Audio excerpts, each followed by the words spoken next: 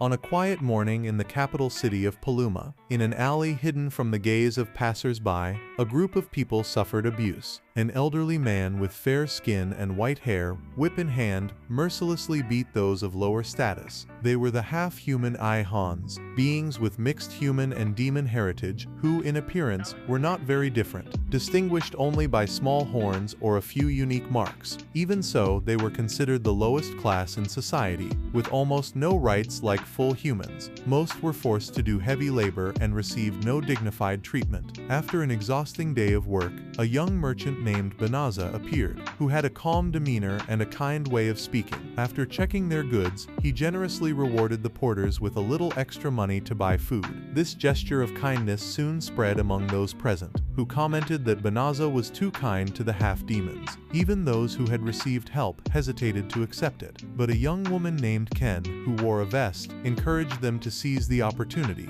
as the town's coffee shop was running a promotion where if they bought 2 coffees, they would receive a third one for free. After that, no one hesitated anymore. The whole group left happy and full of gratitude. Some nearby merchants showed their displeasure at seeing Reinhardt and Banaza helping what they called creatures, claiming that he only wanted to create a good image. However, for Banaza, that brief moment was enough to warm his heart. He understood clearly that not everything could be bought with gold, especially empathy between different species. Suddenly, a strange light exploded and enveloped his entire body. The space around him immediately disappeared, replaced by an ancient summoning ritual. Before him stood a priest from the kingdom of Kriros who announced that they needed a hero to save the country from the threat of the demon lord. Reinhardt, who had never wielded a weapon, felt that everything was happening too suddenly. Soon after, the royal court conducted a test to assess his abilities. When the result was announced, the entire hall fell silent. The system only confirmed that he possessed negotiation and arithmetic skills useful only for trade, but useless for carrying the fate of a kingdom. In contrast, the person summoned after him possessed all the characteristics of a perfect warrior,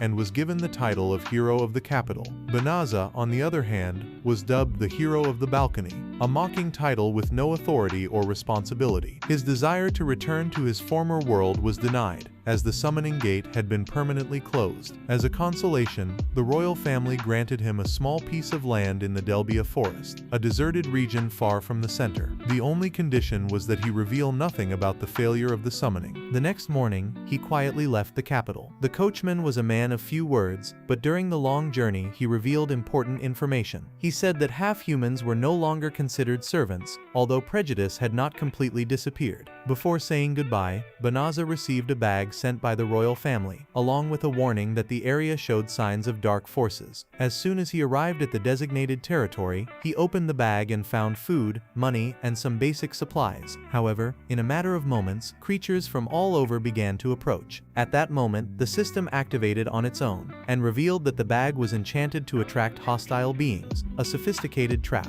With just a few commands, Banaza managed to break the spell, something beyond the ability of ordinary people. Soon after, the system reported that the forest was contaminated with demonic essence, an energy that corrupted living organisms. Without hesitation, Banaza decided to purify the entire area. In the blink of an eye, an extremely powerful light appeared like a divine tsunami, and cleansed all traces of darkness scattered throughout the place. When the light faded, he realized that his body was beginning to change in a strange way. All his attributes grew uncontrollably, exceeding normal limits until they displayed only infinity. Along with this unimaginable growth, new abilities emerged successively, such as transformation, instant teleportation, and immediate spell learning. It was as if the system had unlocked all his hidden potential the moment he purified the Delbia forest. Realizing that his life in that world could not be temporary, Banaza decided to change his identity. He adopted the name Fenris, and registered as an adventurer at a nearby guild. The ranking system was well defined, from rank E for beginners to rank S at the top. As soon as he completed the procedures, he met a girl who was desperately looking for someone to accompany her to the Delbia forest, a place no one dared to visit because of rumors that monsters still roamed there after the recent strange incident. Without thinking twice, Fenris offered to help, because in his mind, a simple touch would be enough to teleport him there. This attitude aroused suspicion in those around him. A group of experienced adventurers led by the Night Bale Rosa appeared and openly expressed their suspicion. him, criticizing his boldness. To avoid further misunderstanding, Fenris invited the entire group to accompany him. When he used teleportation and took everyone out of Dark Alley,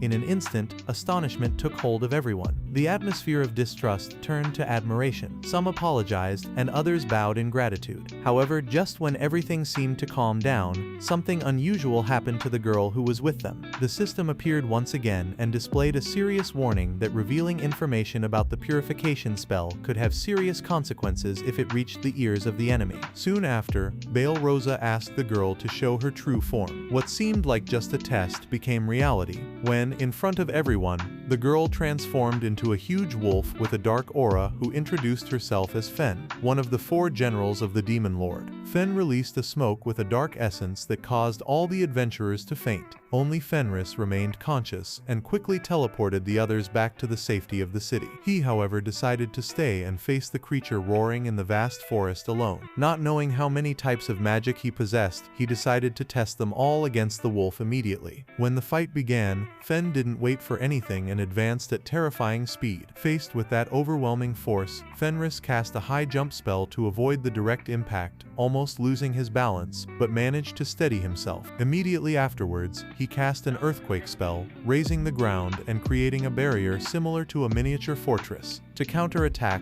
Fenris conjured a whirlwind inspired by ancient tactics, forming a giant vortex to envelop the enemy. However, Fen proved equally formidable, using short-range teleportation to narrowly escape and move non-stop between techniques. The fight between Fenris and Fen remained intense, with both unleashing spells that distorted space. In a moment of precise calculation, Fenris used gravity to create a zone of intense pressure that hindered his opponent's movements. The system then presented a list of suggestions as if it were a tactical menu, including a risky spell that would transform the enemy into a servant, removing all her free will. However, the memory of the alleys of Paluma where humans were mistreated made Fenris reject this option. This hesitation gave Fen more time to resist, releasing magical energy to break the gravity barrier. Even so, she began to weaken as her life energy depleted. In the end, with no strength left, Fen had to accept defeat. Seeing that his opponent could no longer fight, Fenris chose to stop. He considered all lives equally valuable, regardless of race. This decision shook Fen. Instead of maintaining her hostility, she returned to her true form as a young woman with white hair and a frail body, before fainting from extreme exhaustion in front of him. Ruta silently placed her coat over Fenris to keep her warm,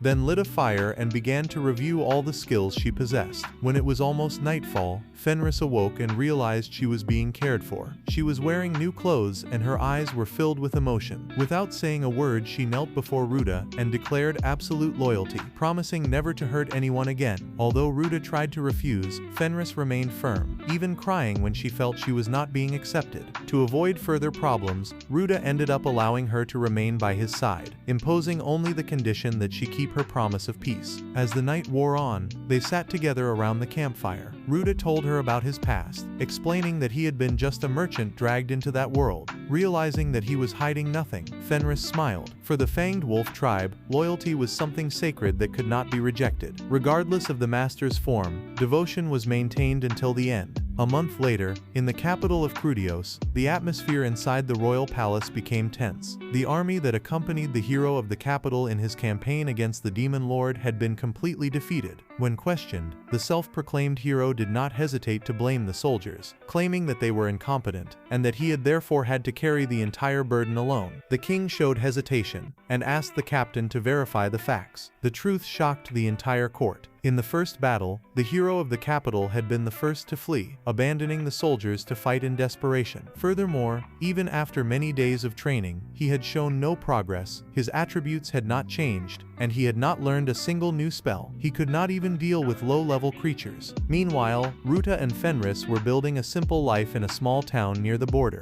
They wandered the streets looking for ways to make a living and integrating with the locals. Once, while buying vegetables, the stall owner misinterpreted the situation and believed they were husband and wife, and began to treat them both with warm sympathy. This misunderstanding gave Ruta an idea. If the two pretended to be a couple, they would avoid many unnecessary complications. All they had to do was say they were husband and wife, and others would stop asking questions. Fenris showed extreme enthusiasm. She not only accepted but also showed obvious pride, raising her hands and wagging her tail as if she had received the greatest honor of her life. For her, whether it was pretend or not, being connected to the strongest man was already destiny. That day, Ruta and Fenris returned to the Adventurers Guild to register as members. Fenris seemed excited, feeling that they had just sealed a ritual connection. For the Fanged Wolf tribe, sharing half a bone symbolized a lifelong bond. When it came time to give their names, Fenris almost revealed her true identity, but Ruta intervened in time and asked them to use nicknames to protect their lives. At that moment, an urgent mission was announced. A group of creatures was approaching the city, and the reward was more attractive than usual.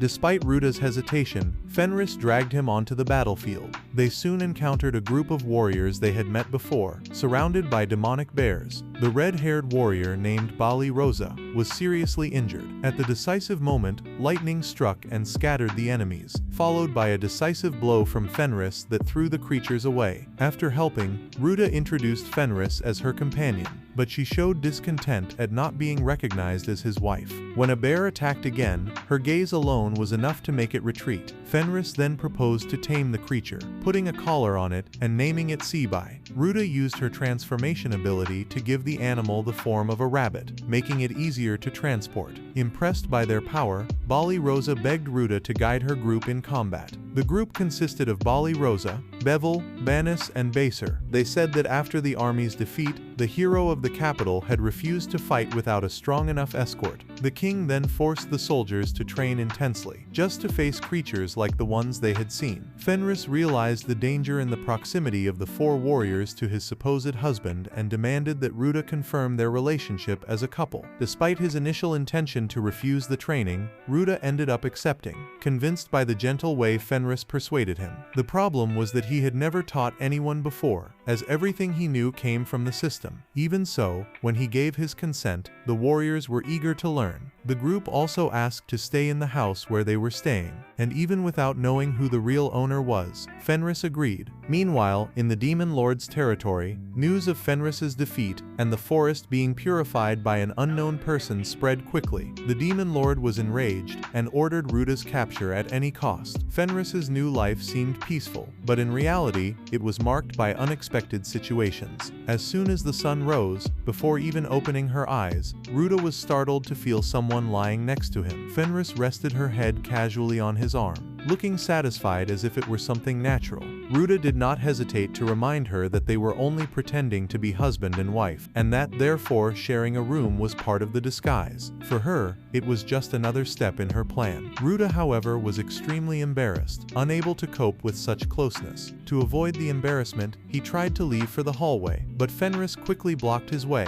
pointing out that if anyone saw him leaving alone, the disguise would be called into question. He returned to bed with a red face, and before he could even organize his thoughts, was surprised when Fenris brought him new clothes and offered to help him change right there. Fortunately, Bali Rosa suddenly entered to discuss training, and no one mentioned what had just happened. The training began with a confrontation against a giant boar. Despite her strong attacks, Bali Rosa was overwhelmed. Bali rushed to help her and ended up injured. Fenris took over the defense while Hilda guided Banos in the counterattack, but the arrows did not pierce the animal's thick skin. Baser cast a few spells and ran out of energy. The formation fell into chaos and they lost control. With no other options, Hilda rented a large house with the money she had earned from the previous mission. She completely renovated it, creating a stable place to live. Fenris was responsible for preparing dinner, but she brought the table completely empty, making everyone uncomfortable.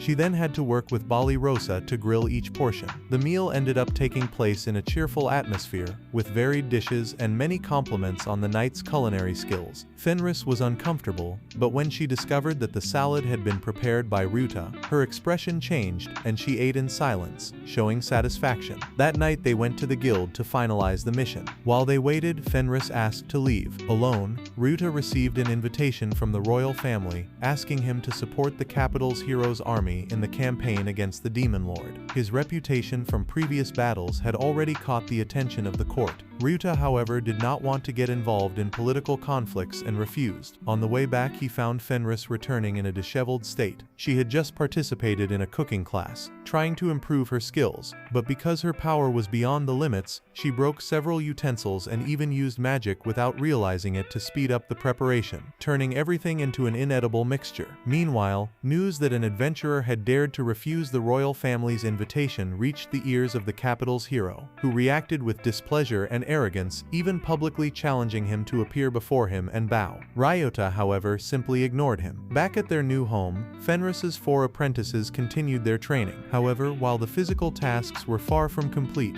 Bevel devoted herself to the fields, plowing the land to plant vegetables as if she had decided to settle there. She showed no interest in sword training and never put down her hoe and shovel, which made Ryota sigh, imagining that the simple life he desired had become stranger than he could have conceived. In shooting practice, Banos still only risked himself against wooden targets, unable to aim at living beings. Bevel often became exhausted, and Ryota ended up giving her a ring that helped her recover magical power. Unexpectedly, Bevel put the ring on her ring finger, which made Fenris jealous. Meanwhile, Ballarosa was still unable to deal with the creatures and had to ask for help repeatedly. Fenris saved her once again and firmly reminded her not to call her husband in a suggestive manner. At the same time, Ulimina, a cat-eared demon who had already been received in audience by the demon lord, watched everything from a distance. At dinner, Fenris personally cooked for the whole group and even prepared a special portion for Ryota. She admitted that she had been learning to cook every time she went to the city, and that she was beginning to feel true joy in cooking. Seeing her so dedicated, Ulimina found it hard to believe that this young woman had been one of the demon lord's 4 generals.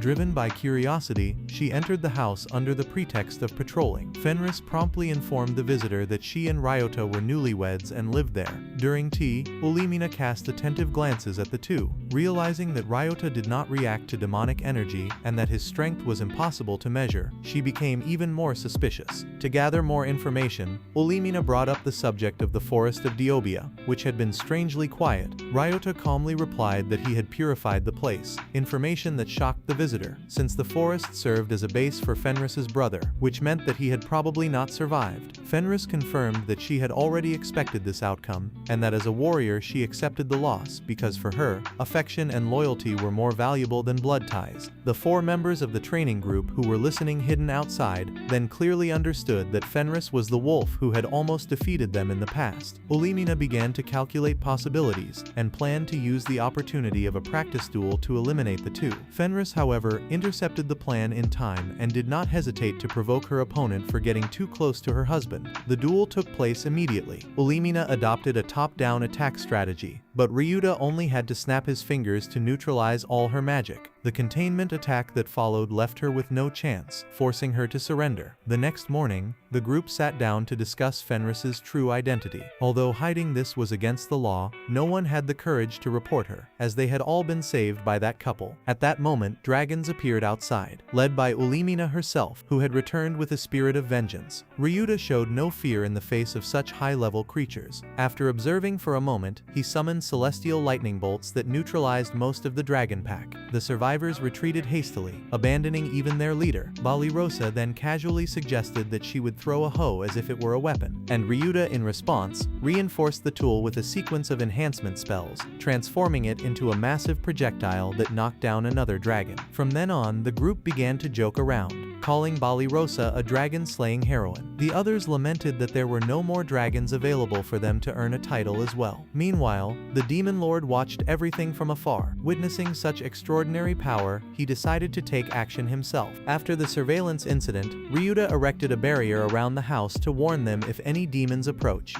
At home, Fenris, in addition to being a wife, took on the role of a famous guardian, both affectionate and relentless, great and attentive to any threat. Still, she scolded Ryuta for being condescending and not dealing with Limina the day before. The real reason, however, was the guilt he felt for having purified the forest, a place where living beings had existed, which made him reluctant to take extreme measures. Fenris understood this sadness and tried to comfort him with everything she could offer. Meanwhile, the 4 apprentices continued to comment on Balarosa's title as a dragon slayer, even though they recognized that most of the credit went to Ryuta. Seeing them fascinated by the hoe that had had slain the dragon, Barbarossa silently returned to training, still feeling the weight of the almost concrete opportunity to earn a valuable title that could pave her way back to nobility. At that moment, a stranger appeared asking for directions to visit an acquaintance. Since no one lived there besides Ryuta and his wife, Barbarossa was immediately on alert. The man claimed to be an old friend of Fenris and assured them that he meant no harm, although his real goal was to scout the terrain.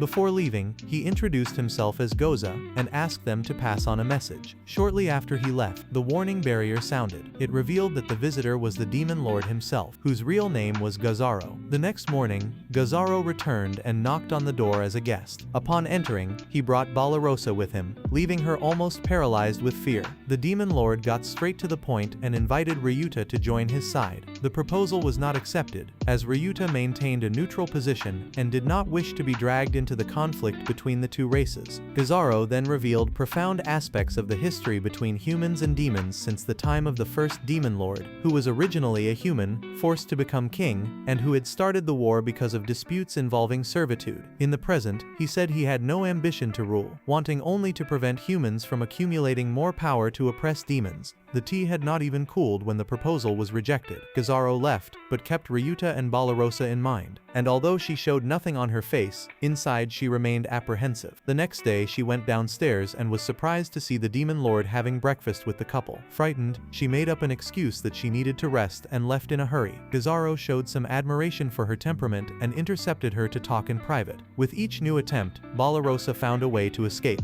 Over time, news that the demon lord was frequently visiting Ryuta's house reached the royal family. The king was deeply angered, believing that Ryuta had not only refused the court, but was also favoring the demons. While the ministers prepared to mobilize troops, the princess firmly opposed them, arguing that a hasty act would push Ryuta over to the enemy side for good. Despite her objections, the king ordered preparations for an attack. The hero of the capital immediately volunteered, demanding the right to personally subdue the man who lived in the forest and was beginning to strike fear into everyone. While Fenris and his closest allies led a peaceful life in the countryside, on the other side of the world, the internal affairs of the demon faction were undergoing major changes. In the heart of the dark territory, the demon lord Gazaro, leader of all creatures, suddenly announced that he would leave the castle to visit an old friend whom he held in high esteem. That person was none other than Ryuta, who had made the forest of Delbia shine with an unprecedented purification spell. Ulimina, one of his closest advisors, tried in every way to dissuade him, both because she was concerned for the safety of the king she revered, and because she feared delays in the army that was awaiting orders to march against the humans.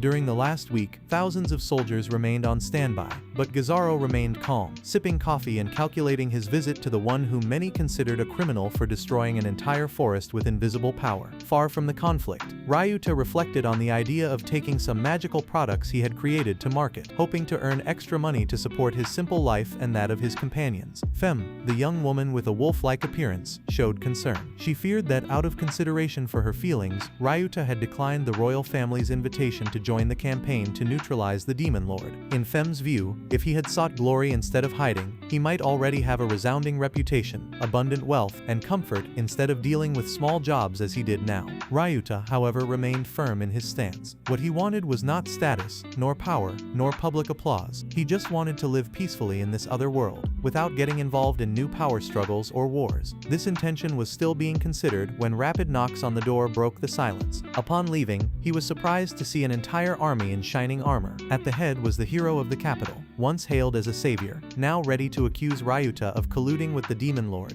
willing to create all kinds of justifications to turn him into a traitor in the eyes of everyone. Convinced that he represented justice, the hero presented two options that he considered definitive. Either Ryuta would submit to becoming his subordinate and join the campaign against the demons, or he would be declared a traitor and face the consequences right there and then. Ending his self-important proclamation, the hero of the capital fixed his gaze and waited for an answer. Ryuta refused outright because he did not want to be dragged into any conflict. His opponent's expression immediately changed and became threatening, forcing the whole group to try to persuade him, since if they didn't, they would be rebels. Realizing the risk, Ryuta decided to leave that place, not out of fear, but to avoid problems for the people around him. Fenris didn't hesitate and said he would follow him anywhere. Even more surprisingly, the four warriors who had been training with Ryuta also decided to leave together because they had understood something more important than they had had before: trust and kindness. With this support, Ryuta cast a large-scale teleportation spell and took everyone, along with their luggage, house, and even the objects scattered around the yard. Everything disappeared in the blink of an eye, leaving the self-proclaimed hero in confusion. At that moment, the demon lord Gazaro appeared and found only cold emptiness. Overcome with irritation, he blamed his subordinates entirely and declared that he would lead his army directly to the capital of Kairos, while everywhere else was preparing for an intense war in a distant corner of the west. 6 people managed to escape the Rai demon and their new home, though it overflowed with human warmth. For Ryuta, Fenris, and their companions, the tranquility of that refuge was more valuable than any power because it represented exactly the life they desired. After the demon lord launched a large-scale attack, the kingdom of Kairos retreated to a defensive position. The king panicked and ordered all the magicians to cast a great purification spell, seen as a last resort despite the high cost. After a chant similar to a prayer ceremony, a holy light covered the sky and managed to repel the demon army for a while. However, this response left all the magicians exhausted, and the king himself fell ill, which made the court unable to resist the next advance. While the royal palace was in chaos, Ryuta and Fenris maintained a peaceful routine in the distant countryside. Fen began researching the local market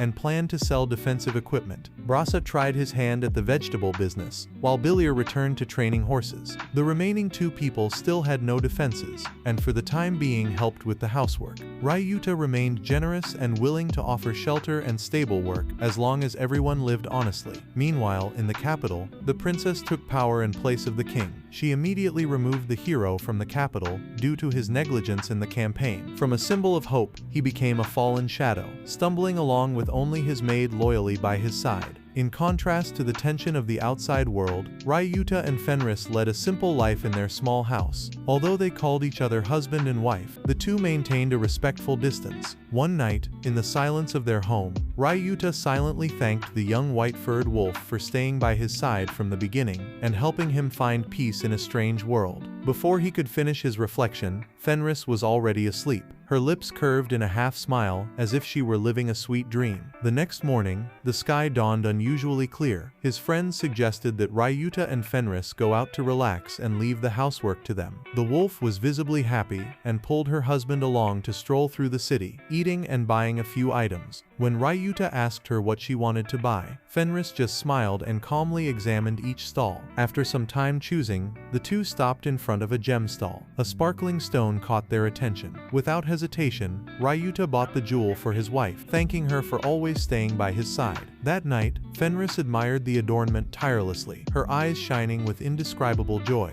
The four remaining girls, although encouraging the couple to have fun, ended up scattering to their own corners, without disturbing them. At some point, Fenris fell asleep and rolled over to Ryuta's bed, and although the two had felt a certain shyness at first, the distance between them gradually diminished with their peaceful coexistence. Elsewhere, the hero of the capital, now a fugitive, secretly infiltrated the kingdom's treasury. Even without his former status, he retained remarkable combat attributes. The maid who accompanied him continued to call him by his former title, believing that he would regain his glory. Flattered, he threw himself more fervently into the search for powerful artifacts that could turn the tide. Finally, a strange voice whispered and tempted him to release a sealed entity in exchange for power. This voice led the fugitive to the deepest chamber, where a sword of dark energy remained hidden. The maid felt uneasy, because no one but him seemed to hear that presence. Even so, those who harbored dreams of revenge needed no justification. The moment she touched the sword, a dark force emerged and awakened an ancient demon, who granted her 3 wishes. The exact nature of these wishes would be revealed later.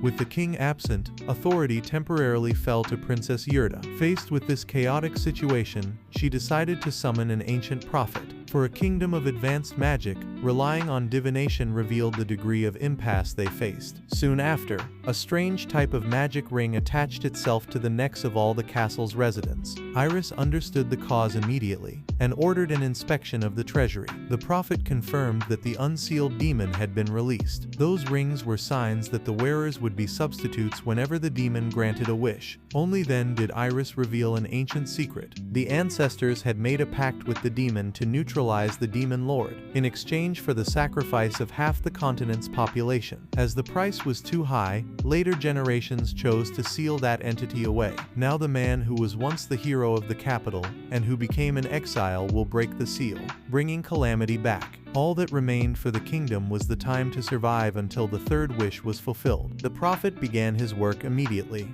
and without needing letters, stated with conviction that to save the world he needed to find the true hero. That person was Ryuta, who lived in seclusion in western Kairos. Despite this, Iris did not authorize military mobilization, because she understood that dividing forces at that moment would be imprudent. She herself would set out to seek the last hope. Meanwhile, Ryuta had just started his business, specializing in equipment made from dragon scales. While selling, he studied the market and built a network of relationships. Outside, two former students watched in silence. Impressed by Ryuta's versatility as a merchant, Bali Rosa could only think that he was the ideal man many desired. One might imagine that Bali Rosa would feel jealous seeing Fenris close to Ryuta, but in fact, she was just happy, because finding someone so kind was rare. Fenris denied the assumption and joked that the demon lord Gazaro seemed very interested in Bali Rosa, even though she always found a way to avoid him. At that moment, Ryuta returned, and the whole group headed back home. On the way, Fenris gently reminded her that although her husband worked with Finko, she sometimes felt sad about staying at home all the time. Before he could finish his thought, the alert system sent an emergency signal because a demon had approached. When the two turned around, they came face to face with the king of the creature summoned by the fallen hero's first wish. With the sole purpose of eliminating Ryuta, the enemy attacked immediately. Fenris did not hesitate and stepped forward to take the blow in place of her husband, which left Ryuta stunned. The defense system was activated immediately and created a protective shield around the three of them, but the situation remained dangerous. Ryuta tried to use recovery magic, but Fenris's injuries were beyond the system's capabilities. Several healing abilities failed one after another. Meanwhile, Heda continued with a high-level magic chant and generated a destructive beam that swept across the area, turning the city into a sea of flames. Still, Ryuta remained steadfast thanks to the automatic layer of protection, and soon after, the system announced that he had copied his opponent's spell, both prepared for a clash of equal strength between a supreme demon and someone with attributes beyond any limit. What was to come would be a true clash of great powers. Under the gloomy sunset that covered the battlefield, Ryuta did not immediately rush into a decisive fight against Heda, the one responsible for taking his hatred to the extreme. Instead, he remained silent for a moment and let his mind return to the past, recalling in sequence the memories linked to Fenris, the wolf girl who had once been part of the demon lord's army but who had abandoned everything for him.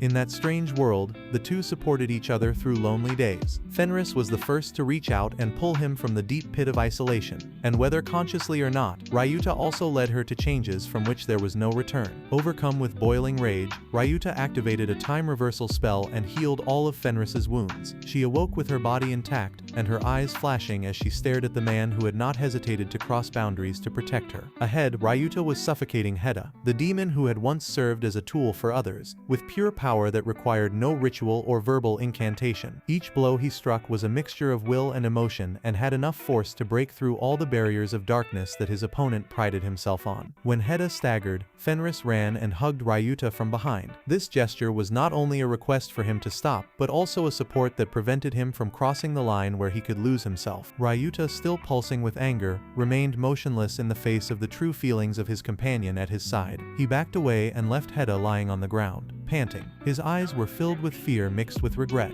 At the same time, Princess Liate's group reached the desolate region of the west. Although they had not yet fully recovered after the great purification spell, the group pressed on, fearing that a disaster was about to happen. Shortly thereafter, the protective rings around everyone's necks lost their effect at the same time. The binding magic that had previously been connected to desire suddenly disappeared. The reason was not difficult to imagine, because Heda no longer had the strength to maintain the pact. Elsewhere, the dark soul took over the body of the maid who had accompanied the hero from the capital, transforming her into Marina, a witch of dark energy filled with resentment. Without wasting any time, she immediately sealed the one who had been her master, turning him into a giant mindless creature, merely a tool for revenge against the royal family. Upon discovering traces of the princess's group, Marina changed direction and advanced like a black tornado with the goal of eliminating the entire royal lineage. Meanwhile, Meanwhile, Hilda took care of Raba in the small house. After her defeat, she no longer displayed arrogance, becoming cautious and obedient like someone who had awakened from a long dream. Through the magic of memory reading,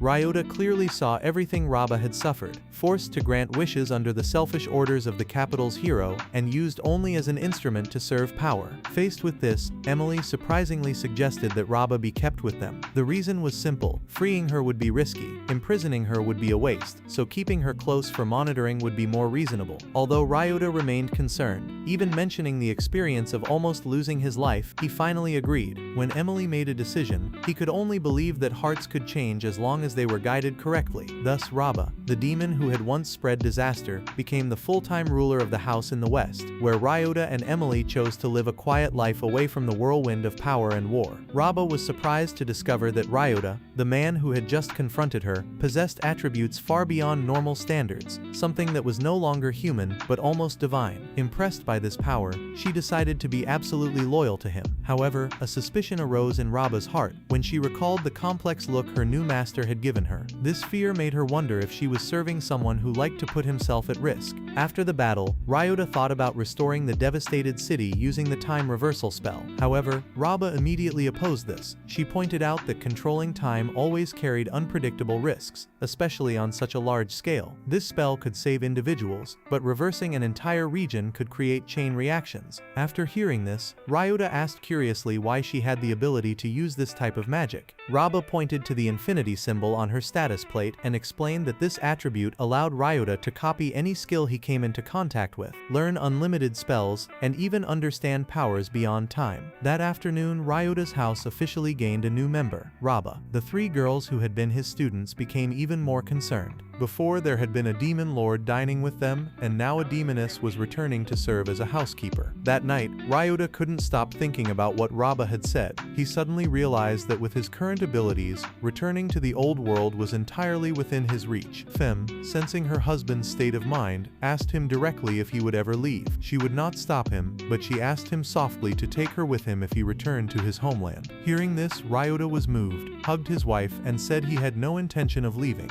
In the old world, he had been discriminated against and rejected, but now this place was his true home. Soon after, Ryota made a formal request, hoping that Femme would become his life partner forever. Femme laughed and said that she had considered them husband and wife for a long time. Even though it was late, the request still made her heart tremble with happiness. That night, while the two were immersed in their intimate moment, a cold breeze passed through the room. Raba, the nearby servant, appeared in the corner of the room and calmly announced that she had observed the entire scene. She believed that her mission was to always remain at Ryota's side, the supreme being. Femme sighed, and Ryota just shook his head. Even though he possessed unlimited power, he still couldn't overcome the tactlessness of the residents of the house. From then on, Raba was ordered never to appear uninvited during private moments because the supreme being did not always need witnesses. Although rumors about Ryota and his conquests had already spread across many lands, the place where Princess Latia and her entourage were traveling was so remote and isolated that no one knew its name. Meanwhile, in another part of the world, Ryota's simple life flowed peacefully. The hot meals, increasingly refined thanks to Fenris's culinary skills, now received the effective support of two demons who had been enemies but had become devoted servants. With their mysterious powers, they performed household chores with just a snap of their fingers, keeping the house clean and tidy. In contrast to this efficiency, the four girls who had been Ryota's students were nothing more than true dependents. Among them, Baliosa was slightly less useless. She was the only one with real experience in agriculture and also had the help of her pet bear, which made the farm work progress considerably. Although she was not good at combat, when it came to plowing and tending the crops, no one could match her. Balioso had knowledge of horse care and wagon rental, at least contributing a little to the family's economy. Perhaps it was precisely because she sensed the anxiety in her owner's heart that her horses always tried to comfort her, as if to say that everything would be fine. The last member was Bono, a young woman who had been slow-witted since childhood and had dreamed of becoming a royal mage, following in the footsteps of her father and brother. She had experienced an incident that had made this ideal distant, but Fenris continued to help her practice magic, causing Bono to gradually regain her determination to follow her chosen path. Suddenly, a scream echoed in the yard. The group ran and found a creature as black as pitch, a dark unicorn that danced strangely in the garden and almost trampled the girls. Fortunately, Bono reacted in time and used magic to restrain it. Only then did Baliosa confess that she had brought the unicorn home thinking it was dough. Unexpectedly, it had gotten out of control, and now she feared it would hurt someone, so she was already planning to get rid of it. Luckily, Buller, a horse expert, quickly came up with a plan. She transformed the bear into a one-horned rabbit and used ropes to coordinate and tame the animal like a true Western cowgirl. After the incident, Biller had the idea of taking advantage of the vast land around them to open a farm or a horse training school. That land belonged to a wealthy gentleman, and if they could buy it as Fenris had bought their current home, all their plans would become possible. It was clear that a long-term strategy was beginning to take shape in Biller's mind. Meanwhile, Ryuta and Fenris took a rare trip to the district. He was looking for business opportunities while his wife saw the outing as a date for two, something rare amid the crowd of people who lived with them at home. Ryuta discussed with the owner of an armor shop the design of a lightweight piece suitable for women, while Fenris just watched her husband's work in silence with visible pride. Suddenly the sky changed color. Black clouds spread, covering not only the place where the couple was, but also the position of Princess Lytia. Two strange figures appeared from above. One was a giant monster, and the other a dark magic witch named Demlina. Without saying much, their target was the princess. Instead of escorting the princess to safety, 4 bodyguards decided to stay and fight. However, Demlina only had to move her hand to throw them all away. At that moment, the 2 demons who were at home also sensed danger and rushed to help. Ryuta quickly realized that the monster was actually a transformed person, and that the witch Demlina was someone who had ruled the entire kingdom with dark magic in the past, only to be defeated and sealed under the holy sword. This resurrection was likely to happen because someone had accidentally broken the seal. Faced with the urgency, Abba asked for permission to face Demlina directly, while Ryuta and Fenri would focus on rescuing the civilians, preventing the tragedy from repeating itself. While Princess Lytia fought Marina, Abba intervened unexpectedly. Although Demlina tried to cast a thunder spell, the demon simply snapped her fingers and neutralized it, declaring that all magical attacks were now useless against her. When magic no longer worked, the witch had to resort to hand-to-hand combat, combined with stealth attacks using invisibility spells, but she was still unsuccessful. Finally, Marina opened a dark gate and strengthened Reiner, the deformed hero, making him gigantic, like in a movie scene. However, the moment the monster rose imposingly, all the sustaining magic was broken. Reiner's body shrank back to its original form. It was clear that Ryuta had interfered, concerned about the damage that could befall civilians. Seeing this, Abba immediately bowed her head, apologizing and simply wishing to complete the remaining mission. She raised her hand to the sky, condensed Marina's essence into a crystal, and absorbed it completely. Only the unconscious maid and Reiner, lying in the middle of the street, remained. At that moment, Lytia finally came face to face with Ryuta. She apologized on behalf of the court for all the trouble caused by her father and the false hero. At the same time, the princess made it clear that they needed a new symbol to rekindle the people's faith, hoping that Ryuta would accept the title back. He refused immediately. Ryuta had no intention of returning to the path of war, he just wanted to live in peace with his wife and friends. Back home, the 3 girls were waiting to present their plan to expand the land.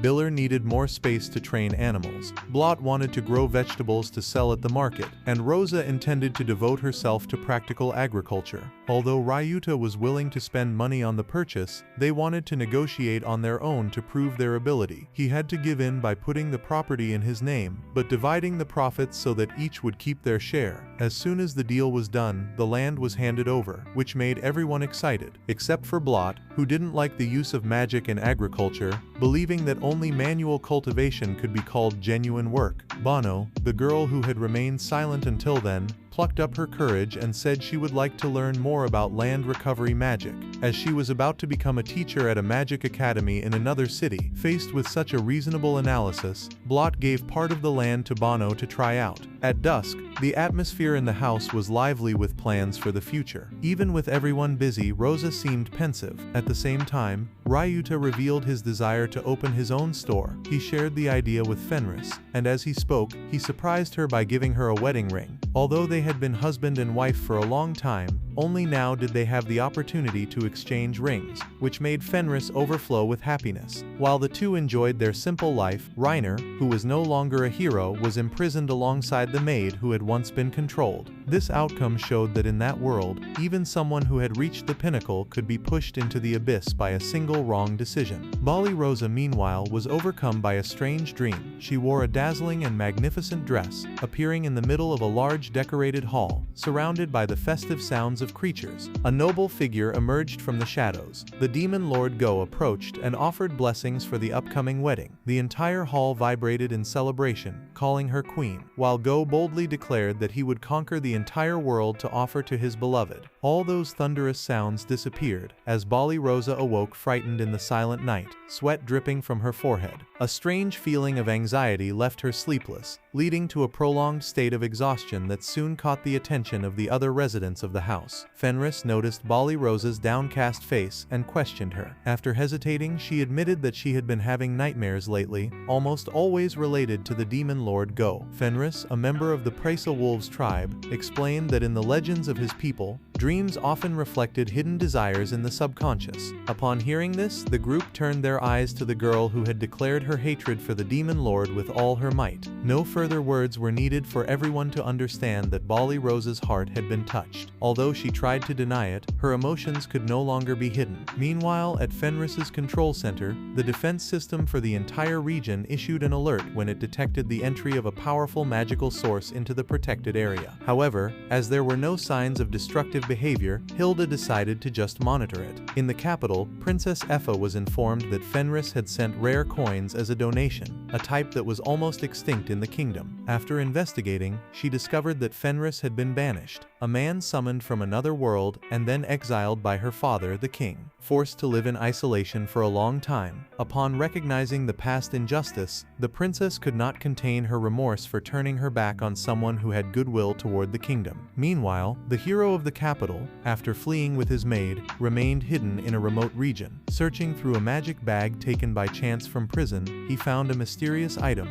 a shovel capable of digging holes so quickly that it created underground caves in an instant. However, without thinking, the two ended up falling into the open hole and were left with no way out, having to temporarily get used to the smell of earth while waiting for a new chance. In the castle on the other side of the battle line, the demon lord Gol continued to send people to search for Fenris in all the fields, despite the objections of some subordinates, including Ulimina. She believed that instead of wasting time looking for someone who had disappeared, the demon race should seize the moment to counterattack, especially since the human army was weakened after the large-scale purification ritual. Gol, however, remained firm in his position that Fenris was a threat that could not be ignored. The power to wipe out an entire forest with just one spell made him see him as a living bomb. Tension among the demons was mounting, especially as another general, Agoto, began to doubt the clarity of the demon lord and prepare a coup plan. Meanwhile, in the distant countryside where Fenris and his loved ones lived in their warm home, peaceful life continued to flow.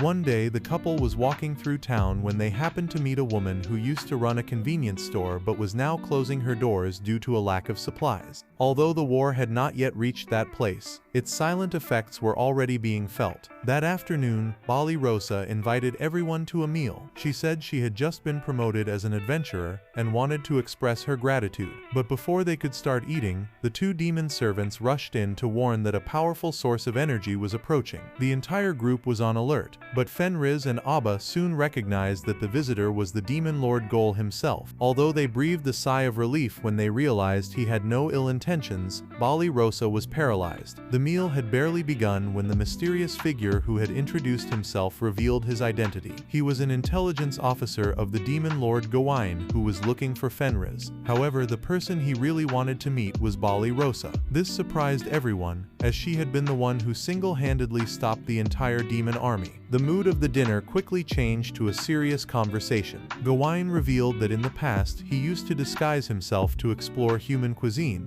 and upon hearing about Bali Rosa's talent in the kitchen, he became even more curious. Despite his somber appearance, he conveyed calmness and poise. He believed that cultural development was as important as military strength. When Bali Rosa asked him directly if this was espionage, he admitted it and clearly stated his intention to invite Ryuta to join him. Bali Rosa's concern concern turned to indignation, because once again someone was interfering with the peaceful life they were trying to build. Gawain, however, remained calm and suggested that humans always associated demons with calamity, using this as a justification for oppression. Fenris had been living with Ryuta for a long time without seeing any problem. Abba then intervened and explained clearly that the fundamental difference between humans and demons was the amount of demonic essence within each. When there was excessive concentration, humans saw it as contamination that needed to be purified. On the other hand, the demonic faction tended to harbor belligerent thoughts, always ready for conflict. The clash between the races remained deep, and for this reason the Lord of Demons could not remain inert forever.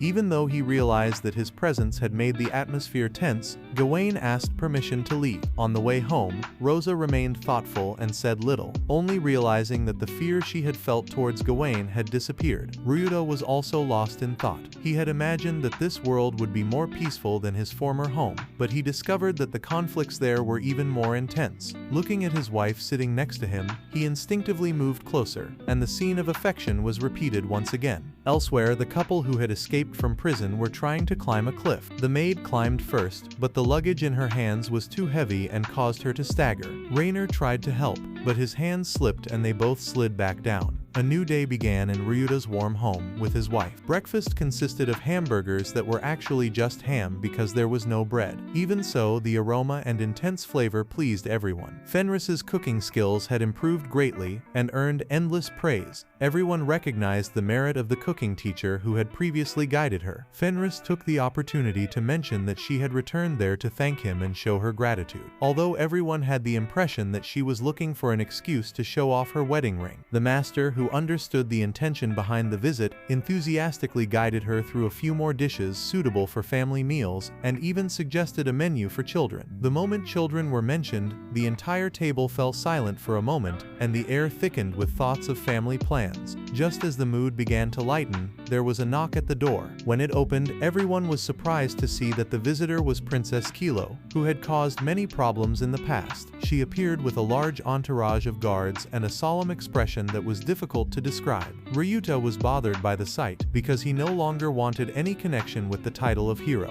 This time, however, the princess had not come to create conflict, but to ask for forgiveness for her past actions. The conversation continued over tea. The princess expressed her desire to speak privately with Ryuta. Everyone withdrew politely, except for Fenris, who would not take a step away from her husband. Ryuta, realizing his wife's determination, stated that if there was something that needed to be hidden from her, he did not need to hear it either. At the end of these words, Fenris's face lit up, and Princess Kilo accepted her. She opened a map showing the locations of the great magicians who secretly protected crucial points in the country. This was a secret of the crown, but it would be shared with Ryuta because the trust placed in her was great. Silo admitted that the internal situation in the capital was unstable. The magical protective barrier was weakening while the main magicians had not yet recovered. The suburban areas far from the center would soon be left defenseless. She hoped that Ryuta would help protect these places, not as a warrior, but as someone who would maintain order and defense. This request provoked a strong reaction from Fenris, who understood that her husband had already withdrawn from the war and could not be repeatedly dragged into external problems. The princess explained that the king was still in a coma, and that when he awoke, peace would be lost. If the king discovered that Ryuta had had contact with the demon lord,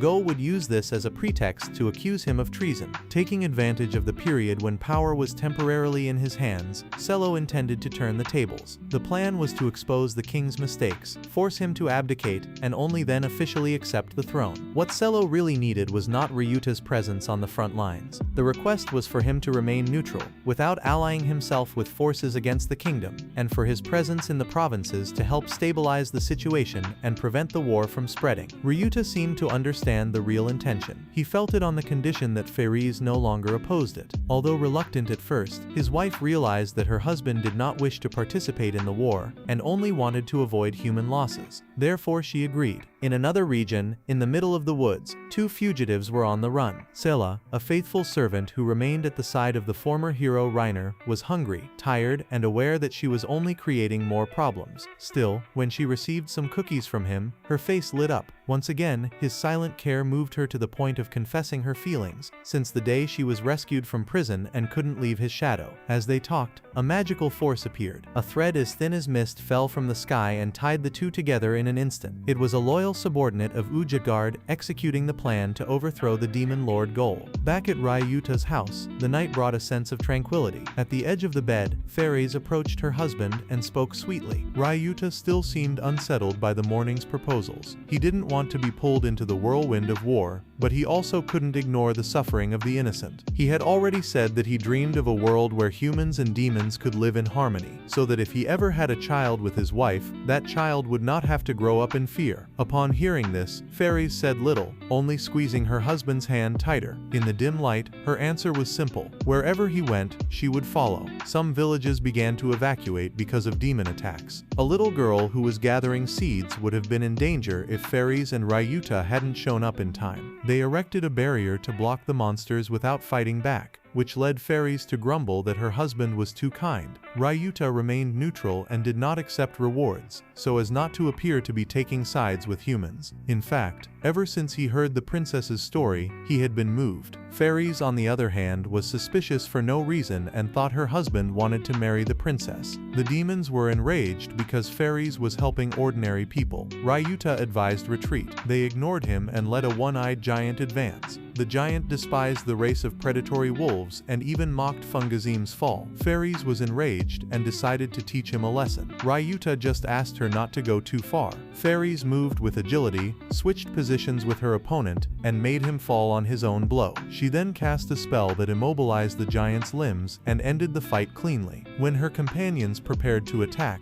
Ryuta used magic to immobilize them and gently warned them before releasing them. Fairies praised her husband for knowing how to intimidate without using his hands, although she still preferred to settle things with her fists rather than words. The villagers appeared later to thank them. At first they were afraid of Fairies, but Ryuta reassured them that she was no different from a pet accustomed to the house. A little girl ran up to thank her personally. When Ryuta mentioned that he was acting on behalf of the princess, the villagers trusted her even more. After these events, rumors spread everywhere about a masked hero and a giant wolf who traveled the provinces to scare away demons. They always left notes saying they had been sent by the princess, which raised her reputation. Upon hearing the news, Princess Telos was moved to tears because Ryuta had finally agreed to help. As the couple went from village to help people, someone watched them from above. He was the lord of the demons, Gul. The recent attacks, however, did not come from them but from Ugard. While Gul was away from the palace, Ugard orchestrated a coup and seized the throne. He also planned to use the two prisoners captured earlier to perform a ritual of an evil god with the aim of eliminating Gul.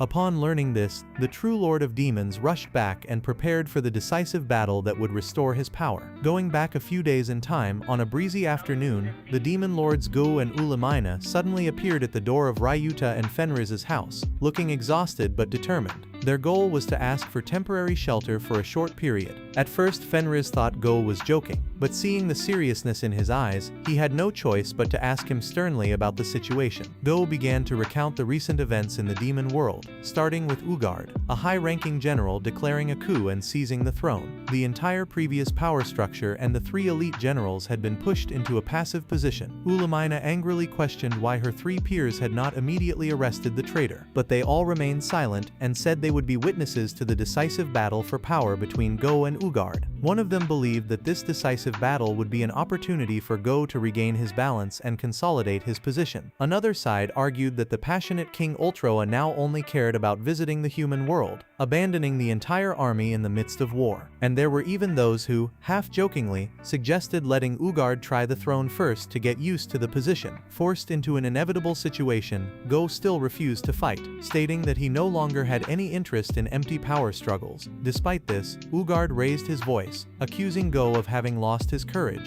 even sowing doubts in the army about his loyalty. At that moment, Go retorted that it was Ugard who had unilaterally ordered attacks against humans without approval. Realizing that even the most loyal remained silent, tacitly agreeing with the rebel, Go removed the ring that symbolized the throne and threw it forward, declaring his abdication before everyone. No one expected that a slight kick from him would throw Ugard out of the castle. It was a blow that required no magic, only an immediate reaction to an attack against Olamina. Although he had clearly demonstrated who was the strongest, Go remained firm in his decision to abandon the throne. This attitude left the three celestial kings stunned, and the inhabitants of the demon world equally shocked. Taking advantage of the chaos, the couple who had been captured by Ugard escaped to safety. Back in the present, Go had nothing left but the desire to live in peace in the human world. Betrayed by his own subjects, homeless and without possessions, all he could do was turn to his old friend Fenris to ask for temporary shelter for a few days. Fenris understood the situation, but still wanted to consult the residents of the house. At that moment, the 4 girls who lived there appeared one by one, and only Balarosa showed strong opposition.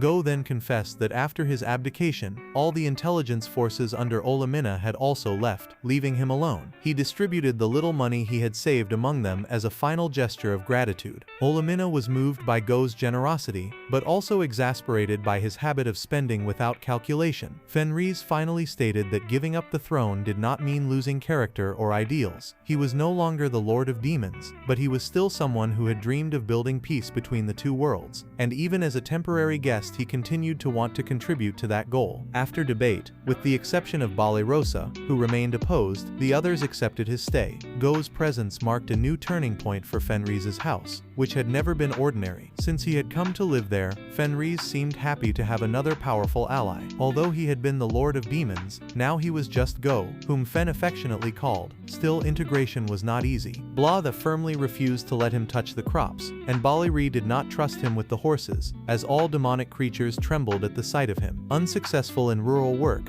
Go accompanied Fenris to the district. There, upon seeing the dragon scale shield, he recalled past battles. Although he had already faced the couple Ryuta and Fenris, he held no grudge, as they knew they were only defending themselves. The 3 then chatted happily, which confused Limina, the demon knight who was watching closely. Not only her, but also Balarosa, who quietly walked away after witnessing the intimate scene. In the evening, everyone gathered for dinner, except for the knight who remained outside. When the dark sky brought stars, she went to the balcony to contemplate them and received an invitation from Ryuta and his wife to have tea. Ryuta explained that welcoming Go had been a decision discussed by everyone, even though it seemed abrupt. Fen added that now they all looked like a family, each with their own joy. Given this, Balarosa confessed her feelings, saying that she wanted to live with everyone, but she couldn't erase the painful memories caused by the demons in her childhood. Although she understood that Go and Fen were not evil, her heart still couldn't accept sharing the same roof. Ryuta showed empathy and said that Go had come not to cause trouble, but only because he wanted a peaceful place. Fenris recalled that Cybele had already taught her how to cook and helped her grow up, even though she could be considered useless. The conversation ended with a smile. The next day, Balarosa announced that she accepted Go, albeit with a stain on her heart, but would remain vigilant. Go reached out to shake her hand, but she replied that she would only do so when she truly trusted him. Fenris laughed, saying that maybe one day the 2 would even walk hand in hand to a wedding altar. Meanwhile, the fugitives Heiner and the maid Saria were still running through demon territory. After stealing another treasure, they dreamed of selling it to make money, bathing in hot springs and eating soup. They did not know that because of this they had become wanted. Even though he had been defeated by the former demon lord, Uigart still sat legitimately on the throne. However, he had been facing many problems lately, as the demon army was continually repelled by humans unable to advance. While Uigart was enraged because all routes were full of traps, Fufun reported that the situation was as serious as during the period of human resistance. Unable to accept the army's stagnation, Uigart roared and ordered more troops to the front line without caring about the consequences. Ignoring the warnings, he took out his anger on Fufun and threw her out. The 3 generals below him took the opportunity to whisper criticism, calling him foolish and lacking in strategy, comparing him to the time of Demon Lord Go when the army had flexible plans and did not fall into chaos. Now the intelligence force formerly managed by Ulamina was dissolved, causing a drastic drop in troop morale. While the generals despaired, Fufun returned through the ceiling and suggested a common strategy to lift the soldiers' spirits: organize group activities, specifically a trip to hot springs. While the demon side sought ways to cheer up the troops in the human world, the Fenris couple won a trip to a hot spring resort. What seemed like an opportunity for an intimate encounter turned out to be a group ticket, forcing them to bring friends. Although a little disappointed, they decided to take advantage of the opportunity to relax with company. Upon arrival, the staff welcomed them warmly, distributing distributing uniforms to each guest. Fen took the opportunity to ask about the effects of the waters, and was drawn to a special spring that aided fertility. Her thoughts soon turned to the vision of a happy family with small children. The 4 girls who contributed little went to another room and ended up finding a familiar figure. Looking closely, they realized it was Yugiart with Fufum mixed in with the tourists, with the real intention of organizing team activities to cheer up the soldiers. In addition, Yugiart's 3 generals were also present, carefully disguised so as not to be recognized, wearing amulets to suppress demonic essence. Fenris's group of friends soon realized this and became suspicious of their true purposes. Faced with this situation, Yugiart showed a willingness to greet his former subordinates. However, Fenris firmly warned that if anyone dared to spoil the peaceful atmosphere there would be no forgiveness. That night, the groups were divided into separate rooms. The Fenris couple had their private space, and Yugiart was also left alone so as not to create conflicts with his former companions. Everyone dispersed to explore the resort. Some girls ended up finding an exhibition on human culture, dedicated to symbols of fertility, and were curious to learn more. Meanwhile, Fenris took the opportunity to pull her husband to a special spring where she hoped to reinforce the possibility of bearing children. However, the spring was divided into separate areas, so the two were immersed with a wall between them, only able to whisper. In another situation, 2 twin wizards planned to train at night using the body of a sealed witch. The plan quickly failed, as the witch reacted with fury and expelled them from her mental world. At the same time, others ended up crossing paths with Wiegart and his generals, who were sitting eating and criticizing human food, even though they devoured every bite. To liven up the atmosphere, Wiegart suggested a cultural presentation. Fufu did not hesitate to get up and dance strangely, just to receive a gesture of approval from his master. Then it was the twin wizards' turn to take the stage to perform a comedy act. However, the performance was quickly interrupted when the demonic essence suppression ring fell off, risking revealing their true identities. Even more surprising was the appearance at that resort of another well-known couple, who for unclear reasons watched everything in silence. The market hero promised Saria that they would eat their fill if they managed to sell the crystal they had stolen. However, before they could appraise it, the stone glowed and began to absorb the demonic essence around it, causing the disguise to disappear. Immediately, a battle between the 2 groups of artists broke out, destroying part of the building. When everyone rushed to see what was happening, the crystal took over the body of the nameless hero, plunging the environment into complete chaos. Meanwhile, Ballyhaws took the opportunity to talk to Illumina. The knight asked her directly if she had feelings for Gawain. Before she could answer, the crisis spread throughout the resort. A large entity formed of pure demonic essence appeared to destroy everything. The innkeeper tried to use amulets to stop it, almost being hit by a rock if Theo hadn't appeared in time. He immediately ordered Fen to check the situation while he took charge of containing the creature. The attack spells had no effect. At that moment, Gawain realized that the monster was not real, but only condensed demonic essence, a sign that the region was being occupied by demons. Illumina admitted to seeing the group of Oagarts passing by, which further increased suspicion about the origin of the danger. As everyone prepared to evacuate,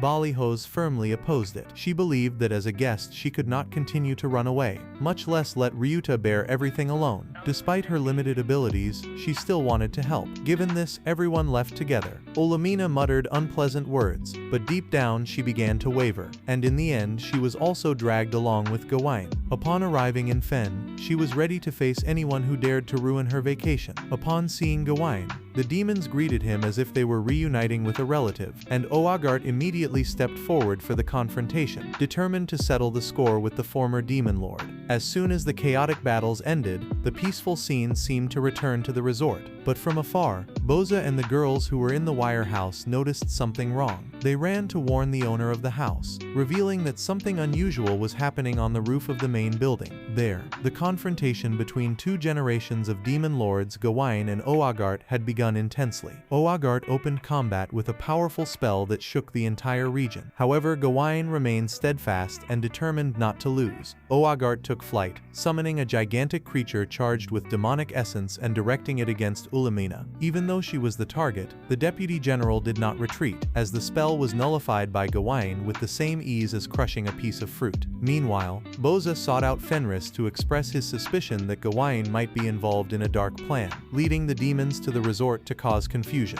After hearing the whole story, Phil showed absolute confidence in his old friend. convinced that Gawain would never betray humans. This confidence came not only from personal faith but also from having witnessed Gawain's actions in favor of the common good on several occasions. However, reality showed that the Oagart had not yet given up. Although the giant creature had been defeated, he continued to employ different tactics, trying to put his opponent at a disadvantage. Once again, Gawain responded with counterattacks, using simple principles of physics, taking advantage of the rotational force of his evasive movements to redirect the energy against the enemy. Surrounded and pressured, Gawain still maintained control of the fight, but if he wanted to end the duel quickly, he needed to remove the magic crystal attached to the monster controlled by Oagart. That was when Fenrir entered the fray. She used teleportation to approach with precision. Without sophisticated techniques, she threw only one powerful punch that ripped out the crystal, causing the maid to fall from the creature's back, almost seriously injuring herself. Fortunately, Gawain managed to save her in time, fulfilling his promise not to hurt innocent people. Soon after, Gawain handed the situation over to Ulamina, who did not hesitate to question Oagart about the possibility of retreating. However, he had no intention of giving up and was preparing a final blow, forcing Gawain to advance to stop him. The young demon lord was captured just as he was pouring all his strength into a decisive attack, while the other generals merely watched. Without intervening, Fufun, Oagart's faithful assistant, also became enraged because she was hindered by Bose's cat, and began to use abilities that forced her opponent to defend himself continuously. The battle reached its peak when Oagart took on the black demonic form, transforming himself to reverse the situation. He pushed Gawain into a defensive position, attacking relentlessly, accompanied by taunts insinuating that the enemy had lost his strength by living emotionally. However, Gawain did not let himself be shaken. He unleashed a unique spell, created from the fusion of magic and human technology, capable of completely sealing Oagart's demonic essence, transforming him from a feared figure into an ordinary being. At that moment, the resort staff began to act. An elderly lady pulled out amulets, and then the entire team simultaneously activated sealing spells. The effect was immediate, immobilizing the entire group of demons. This was only possible because the resort uniforms had protective runes engraved on them that automatically punished anyone who caused trouble. Thus, Oagart's army was forced to retreat, leaving room for those who truly deserved it. Fenris helped Phil scare away the little creature that had interrupted their vacation. Meanwhile, Sella remained motionless, crying helplessly. Thanks to Phil's restoration spell, the entire resort was restored as if nothing had happened. Everyone helped with the repairs, which made the staff not only grateful but also deeply admire their special guests. When peace returned, everyone went back to relaxing. Fenris continued to think about having children, while Ballyrosa and Ulamina relaxed together in a pool. The little cat, who had always feared hot water, gradually got used to it after being forcibly placed in the water. The two girls ended up starting a silent competition when Ballyrosa's physical statistics were observed. Elsewhere, Villers and Barrett, after visiting the cultural exhibition on physiology, seemed to have satisfied their curiosity. The group gathered for dinner in a cheerful mood when Phil had the opportunity to talk to Go. They plunged into the hot spring and exchanged sincere words. Go admitted that he had been impressed since their first meeting, when he saw Phil emit an intense demonic essence without losing his composure, as well as always acting justly to protect people. Go believed that between him and Phil, a bridge could be formed for a future of harmony between humans and demons. The evening continued with lively festivities and celebrations. The resort staff even sent a special gift to Fenris, a cake filled with eel that was not only delicious but also carried symbolism, leaving his mischievous wife extremely satisfied. Ballyross personally thanked Goen for defeating the monster without hurting anyone. He responded only with a sincere look that made the Limina blush intensely like a wet cat. That night, everyone slept soundly. Only Fenris got up to cover each person with blankets, and when everything was quiet, he went to meet with his husband. Vyuta asked his wife what she thought of humans. She admitted frankly that at first she thought they were weak, but she couldn't help learning from them. In fact, the only reason was love, and that was what made her willing to contribute to the reconciliation of the two races, thinking about the future of both. The next morning, when everyone was about to leave, Fenrir appeared radiant, which made everyone understand something that Goen did not notice. Vyuta then used teleportation to take the whole group back home. Although some wondered why she hadn't done so from the beginning, everyone soon resumed their routine. Bono officially became a teacher. Hal mastered the use of magic for cultivation and started planting vegetables, while Bullier took care of transportation for sales, creating a self-sufficient and efficient model. Goen became interested in human weapons, researching manufacturing methods along with Wire, seemingly preparing to open his own shop like him. The shield he forged greatly pleased Bail Rosa, who also announced that her coronation ceremony would take place soon. Although still concerned about the risks coming from the demonic side, Goen reassured her, reminding her that Agard had not yet regained his power. After the ceremony, Bail Rosa revealed that her father had been forced to dedicate himself and then disappeared, and that she was now determined to rebuild a kingdom worthy of Ryuta's support. Meanwhile, wanted posters for the couple who stole the treasure were still scattered everywhere.